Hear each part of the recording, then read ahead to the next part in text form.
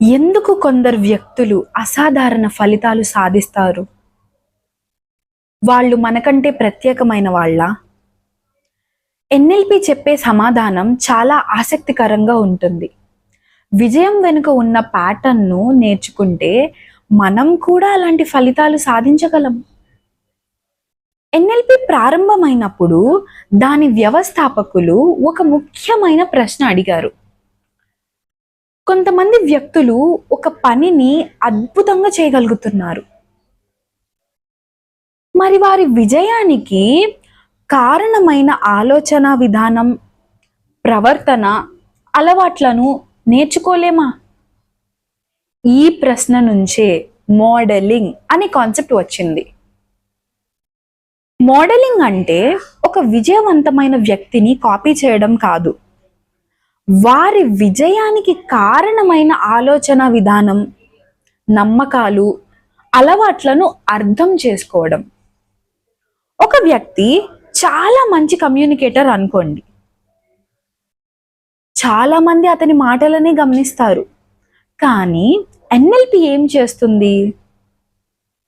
అతను ఎలా ఆలోచిస్తున్నాడు, ఎలా వింటున్నాడు, ఎలా ప్రశ్నలు అడుగుతున్నాడు, ఎలా ఇతరులతో కనెక్ట్ అవుతున్నాడు అనే విషయాలను గమనిస్తుంది.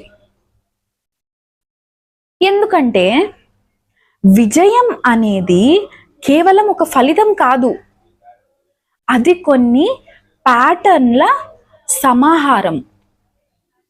ఎన్ఎల్పి ఏం చెబుతుందంటే, మీరు ఏ రంగంలోనైనా ఎదగాలనుకుంటే ఆ రంగంలో ఇప్పటికే మంచి ఫలితాలు సాధించిన వ్యక్తులను గమనించడం, వారు ఏం చేస్తున్నారు అన్నది మాత్రమే కాదు, వారు ఎలా ఆలోచిస్తున్నారు అనేది కూడా గమనించండి.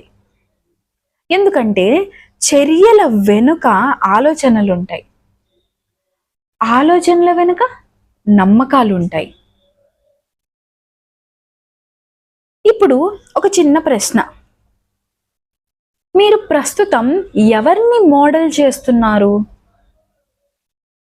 సోషల్ మీడియాలో ఎక్కువగా కంప్లైంట్స్ చేసే వారిని చూస్తున్నారా, లేక సొల్యూషన్స్ గురించి ఆలోచించే వారిని గమనిస్తున్నారా?